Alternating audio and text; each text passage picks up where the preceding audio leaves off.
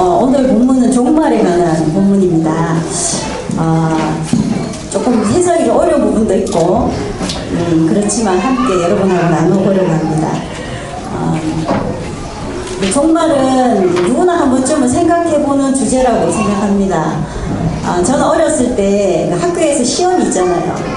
그러면 시험 기간이 이제 끝났으면 싶은데 시험이 내일 모레 닥쳐왔을 때 세상이 내일 멸망했으면 좋겠다. 끝장나면 시험 안 보고 너무 좋을 텐데 이렇게 생각한 적이 있었습니다. 공감하시죠? 예, 그리고 곤란하거나 어려운 일이 생기면 이것이 바로 그냥 접하지 않고 바로 그냥 멸망해서 없어졌으면 하는 그런 생각을 할 때가 한 번씩 있습니다. 그리고 사람들은 종말이라는 얘기 앞에 한 번씩 막연하게 두려움을 느끼기도 하는 것 같아요. 평상시에는 평온하게 잘 살다가 갑자기 종말이라는 얘기를 들으면 조금 두려워지잖아요. 뭔가 내가 잘못 살고 있는 건 아닌가 한번 돌아보게 되고 또 겁도 납니다. 그리고 수많은 사람들이 종말을 얘기하기도 하기 때문에 우리는 이 종말을 준비하면서 살아야 됩니다. 그렇다면 이 성경에서는 이 종말을 어떻게 준비하고 살라고 하고 또 종말이 무엇인지 한번 오늘 말씀을 통해서 이야기하고 있는데 그것을 한번 살펴보겠습니다. 첫 번째 저는 이 종말 오늘 본문을 보면서 예수님 우리한테 바라시는 게 뭘까 종말의 때에 첫 번째 세상의 모습을 제대로 파악하라 라고 얘기하신 것 같았습니다. 세상의 참모습을 파악하라. 오늘 이 본문을 보면 어떤 사람들이 성전을 가리켜서 너무 아름다운 그 성전의 웅장함과 아름다움에 굉장히 예수님 앞에 감탄하면서 얘기하는 이야기로 시작됩니다. 여기 오늘 본문 한번 5절 보시겠습니다. 어떤 사람들이 성전을 가리켜 그 아름다운 돌과 혼물로 꾸민 것을 말하며 예수께서 이르시되 이렇게 얘기하고 있습니다.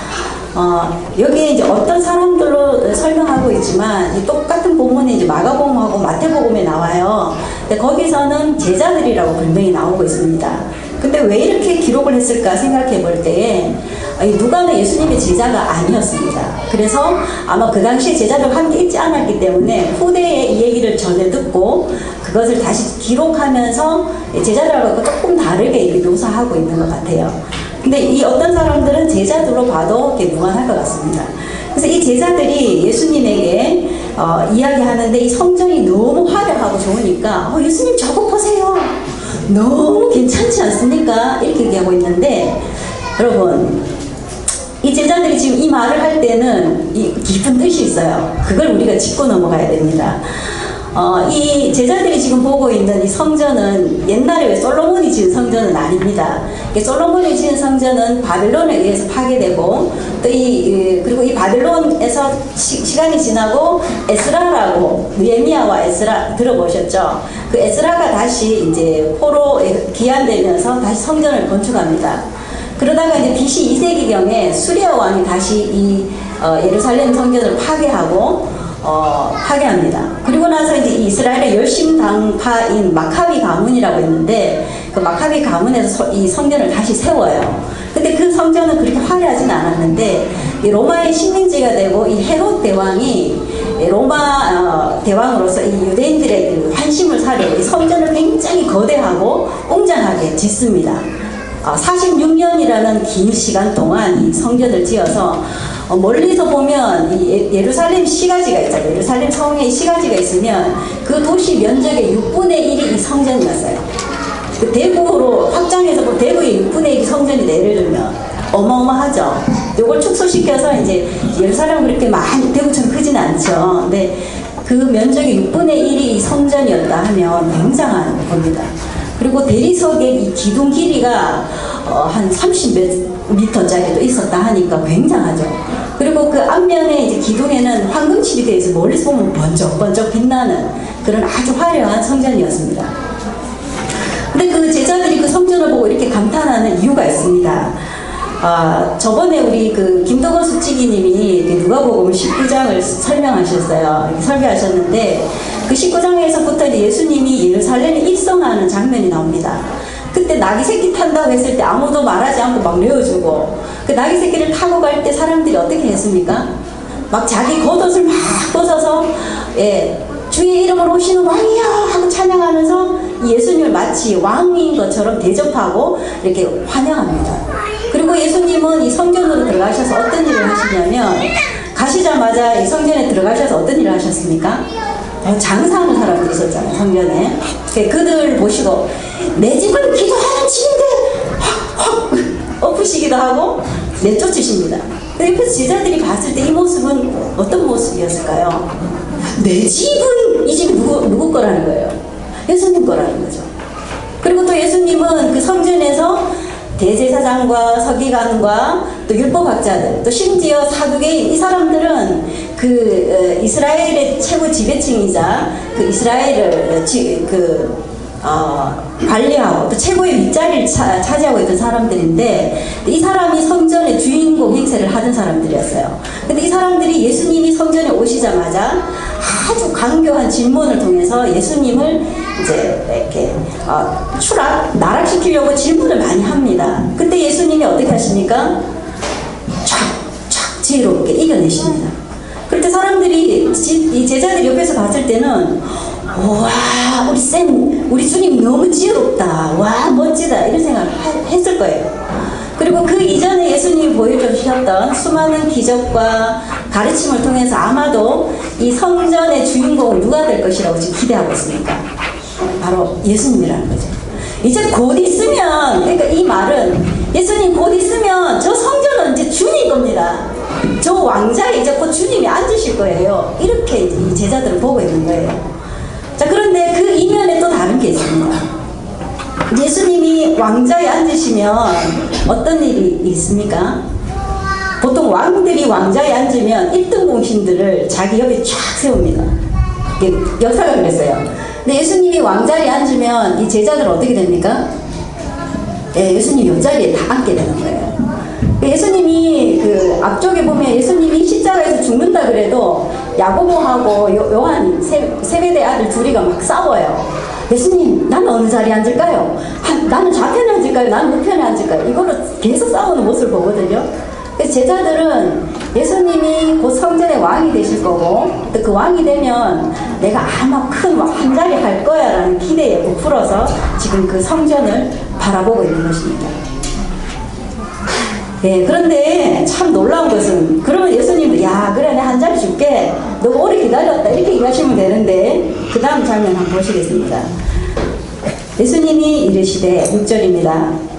너희 보는 이것들이 날이 이르면 돌 하나도 돌 위에 남지 않고 다 무너뜨려지리라. 아이 이 무슨 뚱따지 같은 소리입니까? 이제 왕이 되셔서 이제 왕 되려고 여기까지 올라왔고 고생했는데, 왕이 되셔야 할 예수님이 저거 다 무너진다. 돌 하나도 돌에 남지 않고 싹 다 없어질 것이다. 지금 이렇게 얘기하고 계신 거예요. 제자들은 이해할 수가 없었어요.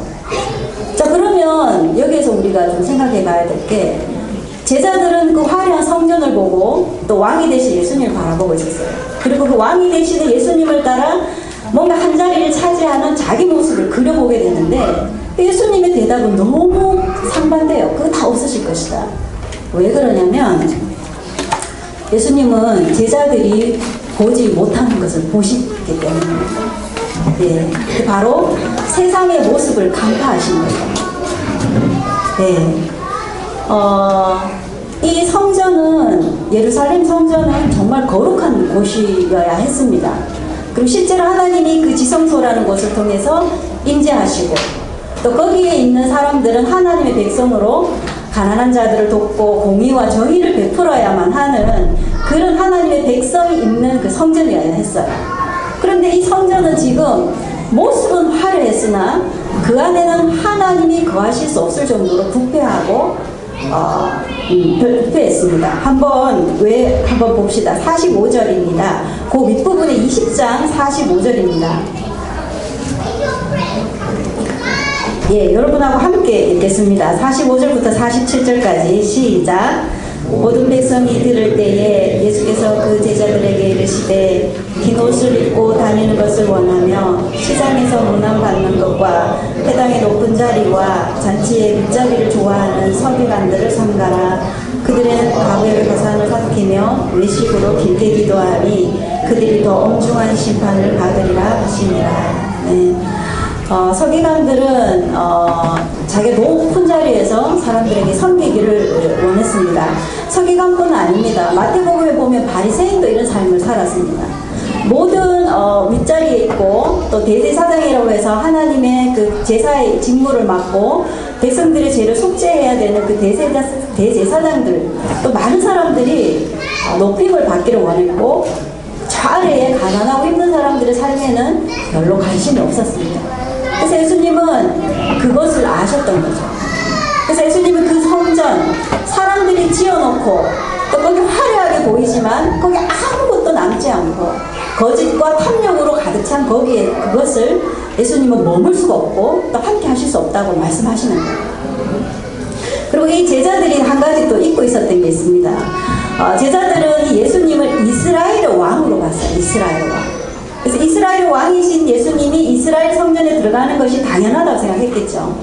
근데 예수님이 이 성전을 파괴하실 때는 그 세상 질서로, 그 하나님의 백성의 질서로 다스려져야 되는 그 성전이 세상의 질서로 다스려지고 하나님의 가치가 없는 것을 보시고 무너뜨리시기도 하시지만 또 한 가지는 예수님은 이스라엘만의 왕이 아니시라는 것을 보여주시는 거예요. 예. 그 제자들이 알아야 되었던 사실은 예수님이 이스라엘의 왕만이 아니라는 거예요. 그것을 무너뜨리고 예수님은 이 땅에 하나님 나라를 가지고 오셔서 이 세상에 전체적으로 함께하는 이 인류 전체의 하나님이시고 그 인류 전체의 왕이시라는 것을 지금 말씀해 주시는 거예요.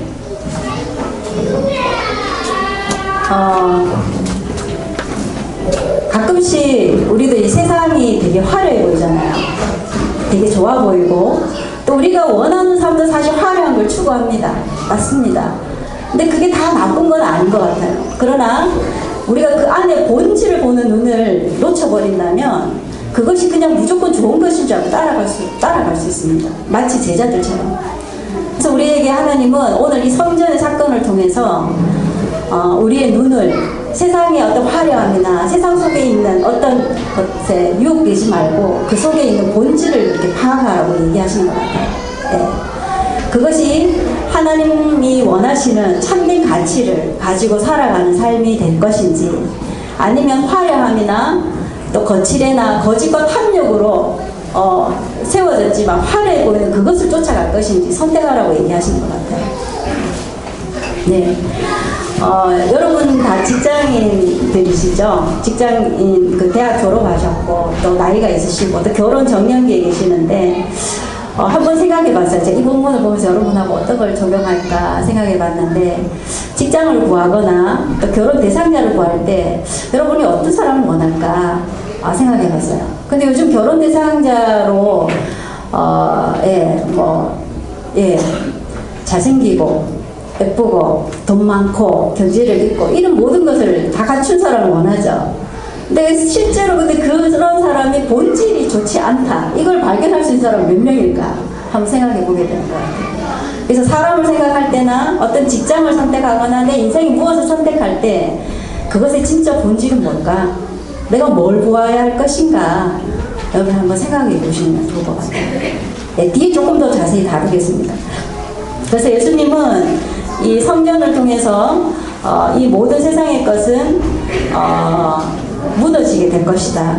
세상의 기초를 두고 그 질서와 그 가치를 가지고 있는 옛 질서는 다 무너질 것이라고 그렇게 얘기하고 있습니다. 근데 이제 두 번째로 그 예수님의 이런 질문에 제자들이 좀 당황했겠죠. 그러나 제자들은 이런 일이 언제 있을지 또 어떤 징조로서 이것을 알아보게 될 것인지 예수님한테 질문을 하고 있습니다. 예수님은 참 친절하게도 그 질문에 대해서 답변을 해주십니다. 그 다음에 8절부터 나오는데 두 번째로 예수님 우리에게 원하시는 것은 종말의 징조를 분별하라는 것입니다. 첫 번째는 세상의 본질을 파악하라 했다면 두 번째는 이 종말의 때에는 징조를 분별하라고 그렇게 말씀하십니다. 그 첫 번째 그 종말의 때에 나타나는 징조로서 첫 번째 적그리스도 거짓 선지자들의 출현입니다. 예, 많은 사람이 예수님의 이름으로 와서 내가 그다. 내 때가 이르렀으니까 나에게로 오라라고 많은 사람들이 유혹할 것이다라고 얘기하고 있습니다. 근데 이거는 지금 우리 주변에서도 있죠. 예, 거짓 선지자나 메시아들은 있습니다. 그 예수님 때도 있었어요. 그때 예수님 전에도 있었고 계속해서 자기를 메시아로 칭하면서 미혹하고 우리를 땡기는 사람들이 있다는 거예요. 근데 이것을 볼 때 우리가 뭐 두려워하거나 이럴 필요는 없는 것 같아요. 저는 이 예수님이 메시아라는 이름으로 누군가가 자꾸 온다는 게 무엇을 뜻할까 생각해 보니까 예수님이 진짜 오실 거를 예고하는 것 같아요. 예수님이 돌아가시고 다시 오시겠다 우리하고 약속하셨잖아요. 제자들에게 말씀하셨어요. 그리고 나서 우리는 그 예수님 다시 오실 것을 기다리고 있습니다. 예. 근데 그 기다리고 있는데 중간중간에 자꾸 메시아라고 나타난다는 것은 뭔가 예수님이 오실 것을 확실히 얘기하고 계신다는 거예요. 그리고 또 하나는 세상 사람들도 메시아를 원하는구나. 이것을 좀 깨닫게 된 것 같아요. 물론 거짓 선지자들에게 넘어가면 안 되지만 사람들도 자기를 구원해줄 누군가를 기다리고 있구나. 이것을 보게 되는 것 같아요. 근데 예수님은 경고하십니다. 이 거짓 메시아를 조심하라. 그들은 자기 배를 위하여 또 우리를 모을 것이고, 특별히 요한계시록에 보면 마지막 날에 이 거짓 선지자, 거짓의 적그리스도는 표적과 기사를 일으킨다고 그랬어요. 병을 낫게 할 수도 있을 것입니다. 예, 어떤 우리가 경험하지 못한 어떤 이적을 일으킬 거예요. 근데 우리가 그것을 보고 넘어가면 안 돼요. 예, 그래서 그런데 미혹되지 말라고 분명하게 얘기하고 있습니다. 예, 그러면 이 미혹되지 않으려면 우리가 어떻게 해야 되는가? 성경을 잘 알아야 돼요. 그리고 말씀을 연구하고 이런 일이 있었다 했지 요동하지 않아요. 그리고 하나님의 뜻을 같이 함께하는 공동체가 있고 또 말씀에 바로 서 있어요. 예, 요즘 신천지나 뭐 하나님의 교회 이런 이단들이 굉장히 큰 규모로 선명하고 있는데 하나님의 교회는 확실히 이제 적그리스도 안상홍이라는 어떤 메시아를 두고 있고 또 그것을 이제 섬기고 있어요. 그리고 이제 안상홍 교주가 죽고 나서 안상홍 교주의 와이프가 이제 어머니 하나님으로 이제 교주 역할을 하고 있거든요. 그래서 우리가 그것을 딱 볼 때 이걸 깨달아야 되는데, 제가 아는 많은 사람들 중에 기독교인들이고 교회를 실시를 다녔는데도 하나님 교회 간 사람들이 있더라고요. 붙잡아서 몇 번이나 얘기하고 같이 논주를 벌였는데도 글로 가더라고요. 그래서 저는 되게 놀랐어요. 그게 뭐냐면 우리가 이것에 끼어있지 않으면 우리도 모르게 그렇게 넘어갈 수 있다는 거죠. 거짓 메시아는 분명히 온다고 얘기했어요. 예. 예수 그리스도 이름으로 옵니다. 예. 예. 그리고 첫 번째는 적그리스도의 출현이 있고요. 두 번째는 이제 환란이 있다는 게 여러 환란이 있을 것이라고 얘기하고 계십니다. 전쟁과 또 기근과 또 전염병 이런 것들이 있고, 또 11절에 보시면 곳곳에 큰 지진과 기근과 전염병이 있겠고 또 무서운 일과 하늘로부터 큰 징조들이 있으리라 이렇게 얘기하고 있고, 비슷한 내용이 20절부터 또 26절까지 또 있습니다. 27절까지 거기에 보면은 예루살렘이 멸망하는 이야기와 함께 1월 성신의 징조가 있고 또 막 뭔가가 굉장히 자연의 지각 변동이 있는 어떤 일들을 이제 묘사하고 있어요. 이 부분이 조금 어려웠어요. 이 부분이 조금 어려운데 사실은 이 본문에서는 마태복음이나 마가복음에 보면 이것이 약간 가까운 미래에 일어날 일과 그 다음 먼 미래 마치 종말에 일어날 일들을 얘기하고 있는 게 막 섞여 있기 때문에 우리가 이것을 보는데 약간 이제 혼란이 있고 어려운 게 있는 것 같아요. 그래서 이거를 이제 신학자들 사이에서는 이걸 예언적 원근 통신법이라고 얘기하더라고요. 예, 예언적 원근 통신법. 가깝고 먼 것을 통하게 본다. 이렇게 보시면 될 것 같아요. 그래서 예수님의 이 말씀은 가까운 미래에 어떤 예루살렘 멸망이 일어날 것이다 얘기하고 있지만 저 뒷부분에 약간 최종 종말로 일어난 어떤 일들을 묘사를 같이 하고 있잖아요. 그러면서 이 종말을 하나로 보게 하시는 어떤 의도를 갖고 말씀하신다는 거죠. 네. 뭐 학자들마다 견해는 좀 달랐는데 이런 얘기하면 여러분 더 헷갈릴 것 같아서 여기까지만 또 하겠습니다. 자, 우리가 그 분별의 징조를 볼 때에 전쟁이 있고 또 기근이 있고 또 전염병에 걸려서 많은 사람들이 죽어가는 이런 일이 있을 때에 하나님 나라가 가까이 오고 있다는 걸 알라라고 얘기하고 계십니다. 근데 실제로 이런 일은 지금도 일어나고 있어요. 얼마 전에 4월달에 일본에도 지진이 일어났고, 또 저기 북미에서도 지진이 일어나고 있고, 또 전쟁은 갈수록 더 심각한 전쟁으로 지금 일어나고 있습니다. 이런 걸 볼 때 우리가 전쟁 무섭다 이게 아니라 주님 때가 더 가까이 오고 있구나라고 깨어 있으라는 거죠. 예. 그 다음에 세 번째로는 이 말씀의 예언이 이루어짐으로 종말이 가까워지고 있음을 알라라고 얘기하고 계십니다. 20절 한번 보도록 하겠습니다. 20절에 보면 예루살렘이 군대들에게 에워싸이는 것을 보거든 그 멸망이 가까운 줄을 알라 이랬습니다. 네, 누가는 사실 예루살렘이라고 분명히 얘기하고 있어요. 그런데 이제 마태복음이나 마가복음에도 이 본문이 있는데 거기에서는 다니엘서를 인용하고 있어요. 하나만 찾아볼까요? 마태복음 24장 한번 찾아볼까요?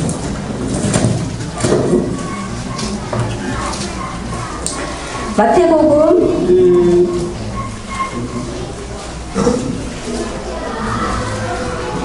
네. 죄송합니다. 마가복음입니다. 13장. 마가복음 13장입니다. 마가복음 13장 14절을 한번 보겠습니다. 마태복음에도 있었는데 제 눈에 잘 보이질 않아가지고요. 마가복음으로 옮겼습니다.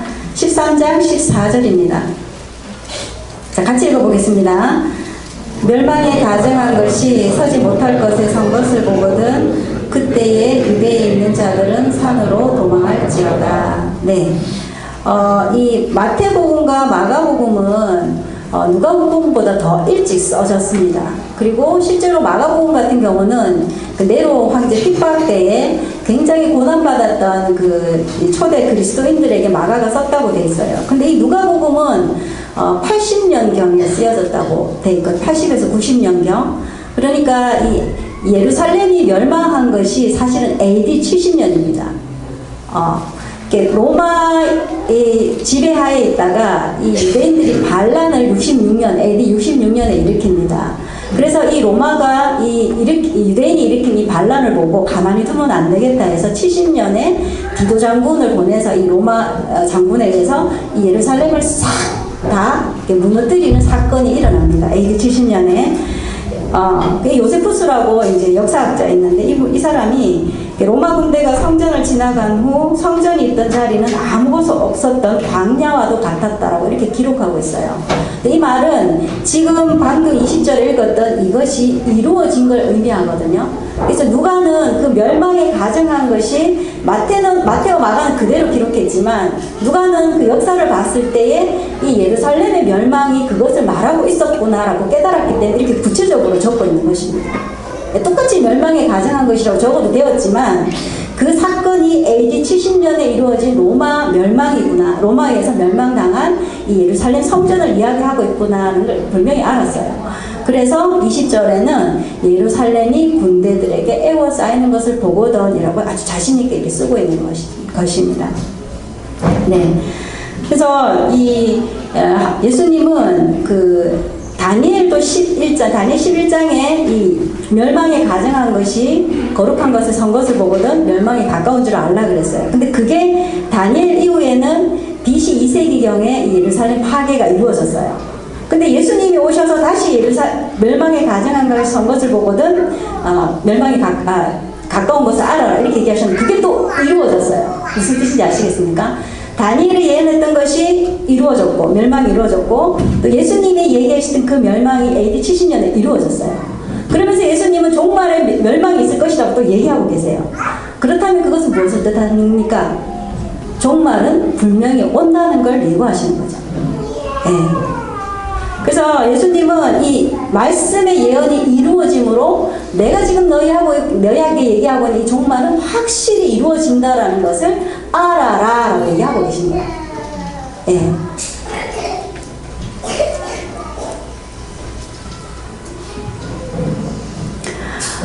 그런데 이제 종말은 분명히 옵니다. 예수님이 얘기하셨고 또 이렇게 성경의 예언이 이루어진 것으로 분명히 오는데 언제 올까요? 근데 그건 아무도 모릅니다. 여러분 지금 언제 올까요? 그때 뭐라고 대답해야 되지? 뭐 이런 얼굴이셨는데 아무도 모릅니다. 성경에 보면 예수님도 모른다 그랬어요. 그때와 시는 아버지만 아신다 이렇게 얘기하고 있습니다. 그래서 종말은 분명히 옵니다. 오는데 언제 올까 모릅니다. 그래서 많은 그리스도인들이 초반에 초대 그리스도인들이 예수님을 금방 보고 그 믿음을 간직하고 굉장히 긴박한 종말에 의해서 살았는데 지금 2000년 이상이 지나왔어요. 그래서 우리 그리스도인들은 사실 종말에도 조금 이제 민감하지 않은 것 같아요.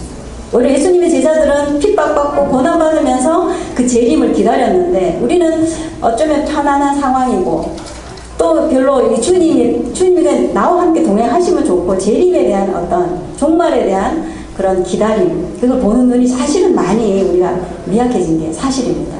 그래서 예수님은 오늘 이 본문을 통해서 우리에게 종말은 반드시 온다라고 얘기하고 계시고 또 그것을 통해 준비하게 하십니다. 그 초대교회 그 베드로후서라든지 뒤에 본문에 보면 예수님의 제자들은 예수님이 반드시 온다라고 종말이 온다라고 생각하고 사랑하는 삶을 살고 열심히 살았어요. 그런데 모든 걸 포기하고 막 같이 살았던 사람들 중에도 예수님 온다 했는데 왜 이렇게 안 오지? 왜 이렇게 더디 오지? 라고 생각하면서 세상으로 돌아간 사람들도 있었어요.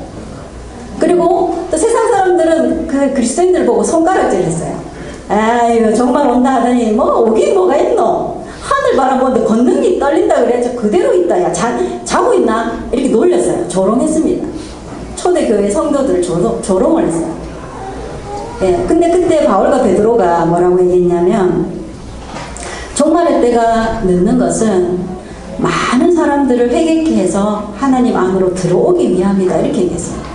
그래서 오히려 바울은 종말이 빨리 와야 되는데 이렇게 얘기하지 않고 종말의 때가 늦어짐으로 많은 죄인들이 의인으로 되고 그 나라로 들어오기를 소망을 했던 것 같아요. 그런 보는 눈을 알았던 것 같아요. 그리고 또 한 가지는 이 종말이 늦어지고 심판이 덜이 오는 것은 누가 참 하나님의 사람인가를 가리기 위함이다 이렇게 얘기했습니다. 예.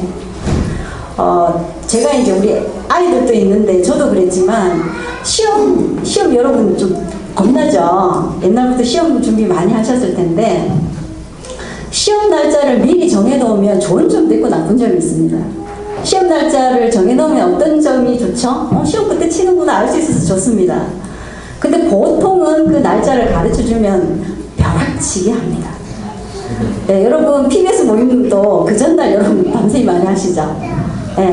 제가 생각해봤어요. 왜 주님이 날짜를 안 가르쳐주셨을까? 이거는 해석하는 게 제 생각이에요. 가르쳐주면 아마 벼락치기 신앙 할까봐 그런 거 아니실까? 그런 생각 해봐요. 그래서 결국은 주님은 그 때를 가르쳐주지 않고 항상 주를 위하여 열심을 품고 사는 자기 백성을 보시기 위함이다. 네, 그런 생각이 들더라고요. 네, 그래서 종말은 분명히 오는데 주님이 더디 오시는 것 같아요. 그 이유는 주님의 사랑, 긍휼의 마음이죠. 많은 사람이 어찌하든지 한 사람이라도 들어오도록, 복음으로 들어오도록 기다리시기 위함이고 또 하나는 우리가 하나님의 백성으로 계속해서 잘 살아서 하나님 앞에 인정받는 그런 일꾼이 되기를 기다리시는 그런 거라는 거죠. 예. 그래서 마지막 때를 통해서 예수님은 종말의 징조를 분별하라고 하십니다. 정리해보면 이 땅에 일어나는 그 적그리스도의 출현을 통해서 그것을 알라. 두 번째는 여러 환난들, 기근과 전쟁과 또 전염병 이런 걸 통해서 점점 더 주님이 가까이 오고 있는 걸 알라. 또 하나는 주님이 예언하셨고 또 성경에 예언했던 예언이 이루어지고 있음을 볼 때에 종말은 반드시 이루어질 것이다. 그것을 알고 준비하고 기다리라 이렇게 말씀하고 계시는 겁니다. 네, 그리고 예수님은 이제 마지막으로 우리에게 말씀하십니다. 그럼 어떻게 종말을 준비해야 할까요? 예수님이 얘기하십니다. 깨어 있으라는. 세 번째, 종말의 때에는 깨어 있어야 됩니다.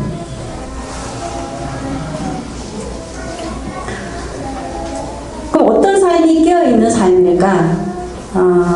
첫 번째는 고난을 이겨내는 삶입니다. 예. 오늘 이 본문의 중간에 보면 기근이 일어나고 많은 일들이 일어나요. 예수님이 이제 가시고 나서 사람들이 예수님 이름, 적그리스도 이름으로 와서 오기도 하고 많은 전쟁이 있고 이런 가운데에 예수님의 제자들은 핍박을 받습니다. 여기 보면 12절부터 나옵니다. 한번 보실까요? 예. 온전히 종말이 이루어지기 전에 내 이름으로 말미암아 너희에게 손을 대어 박해하며 회당과 옥에 넘겨주며 임금들과 집권자들 앞에 끌어가려니와 또 16절에는 심지어 부모와 형제와 친척과 벗이 너희를 넘겨주어 너희 중에 몇을 죽이게 하겠고 또 너희가 내 이름으로 말미암아 모든 사람에게 미움을 받을 것이나 이렇게 얘기하고 있습니다. 즉 종말을 기다리는 그리스도인들에게는 고난이 기다리고 있다는 거예요. 예, 요즘 이 복음을 전하는 어떤 분들이 예수 믿으면 복 받아요 이런 말을 많이 하세요. 그거는 맞는 말이기도 하고 완전히 또 안 맞는 말이기도 해요. 이 마가복음 PBS다 보면 예수를 믿으면 내세에 많은 유익을 누리지만 고난도 겸하여 받는다라고 분명히 예수님이 얘기하셨어요. 예, 그래서 이 종말의 때에는 그리스도인들에게 고난은 당연한 겁니다. 그래서 고난을 이겨내라고 얘기하고 있어요. 근데 왜 그리스도인들이 고난을 받습니까? 세상하고 다르기 때문입니다. 예. 근데 요즘 여러분들이 고난 안 받는다고 이렇게 얘기했으면 세상하고 안 달라서 그랬다 이렇게 생각하시면 안 되고, 요즘은 사람들이 그리스도인이 좋은 사람이면 괜찮아요. 근데 옛날에 초반에 우리 옛날에 그 초대교회를 생각해요. 우리 한국의 초대교회를 생각해 보세요. 양반이 예수 그리스도를 믿었을 때에 그 양반이 양반됨을 거부했어요. 그 자기 집에 노비를 이제 이렇게 놔줬어요. 한국의 그리스도인들이. 그랬을 때 옆집에 있는 양반들이 봤을 때 어떻게 했습니까? 난리가 나죠. 왜? 그 기강을 무너뜨린 거예요. 그러면 핍박이 반드시 옵니다. 예, 네가 양반인데 어떻게 너 쌍놈이 되냐? 예, 어떻게 한 교회에서 양반과 노비가 형제 자매라 하며 밥을 같이 먹을 수 있느냐? 초대교회 그런 게 굉장히 이제 핍박을 받았죠. 예, 그래서 우리는 어쩌면 그 초대교회 성도들이 물려준 그 핍박과 고난을 이겨내서 우리는 평안한 삶을 살고 있는지도 몰라요. 근데 처음으로 예수 그리스도를 믿고 예수님을 진짜 믿는 사람은 반드시 핍박이 한 번씩 와요. 저도 그랬고, 저희 집도 한 번씩 얘기했지만 불교 집안이었는데 제가 불교를 믿을 때에 엄마가 하신 말씀이 있어요. 한 집안에 두 종교는 용납 못한다. 그리고 어떤 분은 한 집안에 두 종교 가지면 집안이 안 좋다, 뭐 이런 걸로 핍박하시고 막 가면 안 된다 하시고 이런 적도 있었어요. 예. 그리고 실제로 우리가 이제 회사 생활 하거나 이랬을 때 여러분들이 정직하게 살고 또 뭐 이중장부 안 쓰겠다, 뭐 예를 들면 그리고 정직하게 나가면 회사로부터 핍박받습니다. 나가라. 그렇게 안 할 것 같으면 말 안 들 것 같으면 나가. 이렇게 핍박받습니다. 예. 그리고 그런 핍박은 또 다른 예에서도 있을 수 있어요. 저는 요즘 이제 제가 아줌마 모임을 하는데요. 제가 책을 읽고 육아 서적을 많이 읽으면서 아이가 어릴 때 엄마가 키우는 게 정말 중요하다는 사실을 깨닫게 됐어요. 그리고 얼마 전에 우리 목사님도 그 페북인가 그렇게 올리셨는데, 아이가 어릴 때 엄마가 젖 먹이는 자세가 어떠냐에 따라서 이 아이의 어떤 감성이나 여러 가지를 영향을 줄 수 있다는 거예요. 예. 그런데 이제 세상에서는 어떻게 얘기하냐면 이 아이보다는 여성의 어떤 전문성, 너를 살려라. 여성의 어떤 이 전문성을 살려라.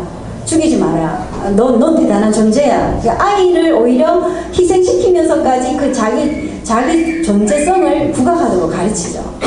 전 처음에 그게 그런가 보다 이랬어요. 근데 이 육아를 공부해가면 공부해갈수록 이 아이가 엄마로 필요한 시기에 엄마가 없으면 이 아이는 평생 동안 절대 외로움 이런 것을 안고 살아가는 거예요. 채워도 채워줄 수 없는 어떤 공감 이런 것을 안고 살아간다는 그 얘기를 알게 됐어요. 그래서 제가 이 얘기를 하고 다닙니다. 엄마들 모임에 있으면 어찌하든지 아이와 함께 할 수 있다면 하라 라고 얘기합니다. 그랬을 때 제가 우리 친정이라든지 아니면 제 좀 유동한 집단의 어떤 엄마들 모임에 가면 눈초리가 따갑습니다. 막 이렇게 아직도 저런 생각하고 있는 사람 있나 이렇게 보는 사람도 간혹 있어요. 그럴 때 저는 괜찮습니다. 제가 이거 되게 중요하다고 생각하기 때문에 저는 당당하게 얘기합니다. 그리고 이제 저희가 추모 모임 하는데 최근에 이제 유라에서 모임을 해요. 근데 이제 자매 2명이 되게 유능한 자매들이 있으세요. 근데 그 자매들이 지금 육아를 하면서 굉장히 힘들어해요. 이 만만치가 않은 작업이거든요, 애를 키우는 게. 그런데 그걸 하면서 자매들이 항상 마음속에 생각하는 게 애를 키워놓고 나면 난 어떻게 되는 거지? 내가 공부하고 지금 이런 건 어떻게 될까? 이런 고민을 하더라고요. 근데 그런 고민 하지 말라는 건 아니에요. 할 수 있어요. 근데 저는 아기가 태어나고 생명이 태어났으면 그때는 이것이 하나님이 주신 소명이다 이렇게 생각하라고 얘기했어요. 그리고 아이를 키워놓고 나면 하나님 반드시 자매가 뭘 원하고 하나님 나라를 위해서 뭔가 하고 싶다면 하나님 그때 쓰실 것이다.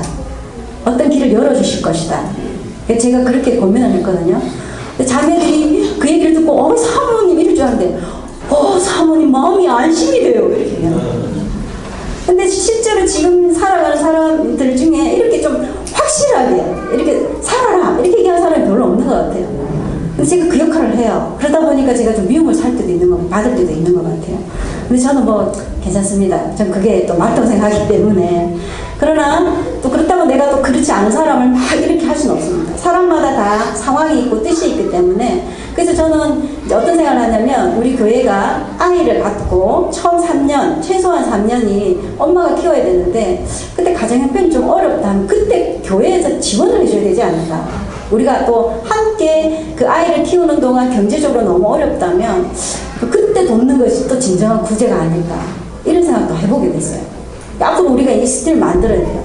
근데 한국은 도태되고 있거든요. 저기 핀란드나 영국 같은 데는 옛날에는 아이를 그냥 키웠어요. 그런데 이런 과학이나 이제 심리학에서 이것들이 발견되면서 영국은 오히려 부모들이 이것을 알고 아이를 자기가 키우려고 해요. 그래서 얼마 전에 위기에 처한 아이들이라는 TV 방송이 있었어요. 근데 거기 보니까 영국에는 큰 집에 살다가 아이가 생기면 그 집을 팔고 작은 집으로 옮겨요. 아이를 키울 동안. 그리고 한 사람이 벌이로만 힘들기 때문에 작은 집으로 옮기는 거예요. 그리고 한 사람이 아이를 키우고 나서 아이가 어느 정도 되면 돈을 벌어서 또 큰 집으로 옮기는 이렇게 한다더라고요. 그리고 옛날에는 베이비 침대에다가 아이를 누웠는데 이 영국 엄마들이 한국 포대기 같은 거 있죠. 그걸로 애를 막 안고 막 얼리고 있어요. 그 우리 거 모조한 것 같아. 우리 포대기. 예. 근데 왜 그러냐니까 아이와 엄마의 이 애착 이것이 평생을 좌우한다는 걸 알고 있더라고요. 그래서 영국이 바뀌고 있어요. 근데 한국은 좀 거꾸로 하고 있어요. 오히려 보육시설이 영아까지 확대됐어요. 그래서 간단하게 맡기고 직장생활 하세요라고 지금 정부에서 지원하는 게 되고 있어요. 그래서 이게 조금 더 생각해서 정말 다음 세대 아이들이 건강하게 자라기 위해서 엄마가 필요하다. 근데 사실 그것도 하나님이 진짜 원하신 것 같아요. 그래서 우리가 제가 뭐 하다 이랬죠? 고난받는 거. 우리가 하나님 뜻대로 살면 세상이 이해받지 못해요. 왜냐면 세상이 원하는 대로 살라고 우리한테 이렇게 강요할 때가 많거든요. 근데 그 삶을 포기하겠다, 안 하겠다 하면 압력이 들어오는 거죠. 그리고 은근히 핍박이 오고 무시당하는 그런 일이 우리에게 생길 수 있다는 거예요. 그래서 이런 부분에서 여러분들이 강하게 또 능히 이겨나가시면 좋겠습니다. 근데 사실 초대 교회는 그런 핍박을 많이 받았어요. 그리고 심지어 순교까지 했습니다. 그런데 참 감사하게도 오늘 이 말씀을 보면 그런 상황 속에서 하나님이 어떻게 하셨냐면 한번 볼까요? 15절과 또 18절을 보겠습니다. 15절에 내가 너희의 모든 대적이 능히 대항하거나 변방할 수 없는 구변과 지혜를 너희에게 주리라 이렇게 얘기하셨습니다. 그리고 너희 머리털 하나도 상하지 아니하리라. 이 말은 너희를 보호하시겠다 이런 말씀이죠. 그래서 우리가 고난 중에서 예수님의 길을 따르고 그렇게 살아가려고 할 때에 하나님께서 그 상황 속에서 할 말을 넣어주시겠다 하시는 거예요. 그리고 어려운 상황에 처하면 내가 너를 보호하겠다라고 얘기하고 계신 거예요. 근데 이런 믿음이 좀 우리에게 좀 강하게 필요한 것 같습니다. 그래서 여러분들 혹시 믿지 않는 부모님, 또 직장 가는 상사, 또 친구들, 후배 이런 사람들에게 좀 그리스도인으로 살면서 너무 유별나다라든지 그렇게 살아서 네가 세상살이 하겠나 라고 이런 얘기를 들으신다면 그 질문에 대답할 것을 주님께서 넣어주실 것입니다. 그리고 또 주님은 우리가 항상 온유함으로 대답할 것을 미리 또 생각하고 있어라고 얘기하셨어요. 생각하고 있다가 딱 찰나에 탁 떨어지면 할 말이 쫙 나오는 거죠. 주님이 또 말을 주시니까 또 그럴 때는 또 그렇게 하십시오. 그리고 이 바울과 베드로 같은 경우에는 옥에 넘겨지고 사람들 앞에 섰을 때에 거기서 당당하게 예수 그리스도를 전파했어요. 그럴 때에 이 베드로와 바울을 통해서 오히려 많은 사람들이 예수님을 듣게 되는 그런 역사가 일어나요. 예, 예를 들면 여기서 내가 예수 믿고 막 가정에서 핍박받고 이런 얘기를 하다가 옆에 있는 동생이 내가 엄마한테 막 얘기하는 거 들어요. 언니가 저런 걸 믿었어 하고 믿을 동생이 있어요. 언니의 삶을 보고도 그렇게 이제 바뀌는 가족들이 있을 수 있습니다. 그리고 회사에서 어떤 일이 있을 때에 당당하게 얘기하면서 저런 삶이 있었구나라고 깨닫는 사람이 있습니다. 저도 그랬습니다. 네, 근데 하나님을 위해서 사는 삶을 부끄러워하지 마세요. 그 얘기를 당당하게 하시고 또 그렇게 살아가는 것을 볼 때에 도전받는 사람이 반드시 있습니다. 네. 그래서 우리 주님은 고난을 반드시 받을 것이라고 얘기하셨고 또 그것을 이길 수 있도록 도와주시겠다고 얘기하시고 보호하시겠다고 이렇게 얘기하고 있습니다. 네. 첫 번째는 고난을 이겨내라는 것이고 두 번째는 이제 항상 기도하고 깨어있으라입니다. 네. 왜 깨어있어야 하냐면 아까 분명히 얘기했지만 종말의 때는 모릅니다. 언제 올지 모릅니다. 예, 그래서 하나님은 깨어있고 또 그럼 깨어있는 삶이 무엇일까 한번 살펴보겠습니다. 오늘 본문에 보면 34절이 나오는데요. 함께 읽어보겠습니다. 34절 같이 읽겠습니다. 시작. 너는 스스로 조심하라. 그렇지 않으면 방탕한 것, 술 취함과 생활의 염려로 마음이 둔하여지고 뜻밖의 그날이 덕과 같이 너에게 임하리라. 네, 이 본문과 제가 함께 찾아본 말씀은 로마서인데요. 그것도 함께 찾아보겠습니다. 로마서 13장 11절에서 14절까지입니다. 로마서 13장 11절에서 14절입니다. 네, 로마서 13장 11절부터 한 번 더 같이 14절까지 읽겠습니다. 시작. 또한 너희가 이 시기를 알거니와 자라가 될 때가 벌써 되었으니 이는 이제 우리의 구원이 처음 이룰 때보다 가까웠습니다. 한이 믿고 낮이 가까웠으니 그러므로 우리가 어둠의 길을 벗고 빛의 자동을 입자. 낮과 같이 단정히 하고 방탕하거나 실체하지 않으며 음란하거나 죄하지 않으며 다투지 말고 오직 주 예수 그리스도를 믿고 정령을 위하여 시대를 공부하신 자라. 네, 아멘. 로마서에도 이제 낮이 가까웠으니까 밤에 거하지 말고 깨어 있어라 이렇게 얘기하면서 어떤 생활을 이야기하고 있는데 이것을 좀 종합해 보면 세상의 일, 육신의 일에 빠져 있지 말고 예수 그리스도의 말씀을 따라 살아라 이렇게 얘기하고 있는 것입니다. 그럼 육신과 세상의 일은 뭡니까? 여기 봤을 때의 쾌락, 자기의 즐거움을 따라 그냥 사는 거예요. 예, 그리고 로마서에는 조금 더 구체적으로 음란함, 쾌락, 술 취함, 방탕함 이렇게 얘기하고 있습니다. 이걸 종합해보면 내가 그냥 하고 싶은 대로 사는 거예요. 내가 원하는 대로. 예, 그것이 여기서는 어쩌면 세상적인 삶이다라고 얘기하고 있는 것 같아요. 예, 그렇다면 예수 그리스도의 말씀을 따라 살아가는 삶은 뭘까? 예, 그것은 바로 우리가 그냥 너무 잘 아는 기초적인 것입니다. 바로 하나님을 위해서 사는 거예요. 하나님 나라를 위하여 공동체 세우고 사랑하고 헌신하고 또 그렇게 사는 게 바로 하나님 나라 일입니다. 예, 세상살이가 지금을 사는 청년들에게는 참 녹록지가 않습니다. 너무 힘이 들고 또 어렵습니다. 그런데 오늘 이 본문과 로마서 본문을 보면 세상에 염려하는 것도 세상적인 생각으로 예수님이 간주하고 계세요. 네, 한번 보면 34절에 보면 생활의 염려로 마음이 둔하여지고 이렇게 되어 있습니다. 생활을 염려하는 거예요. 뭐 먹고 살지?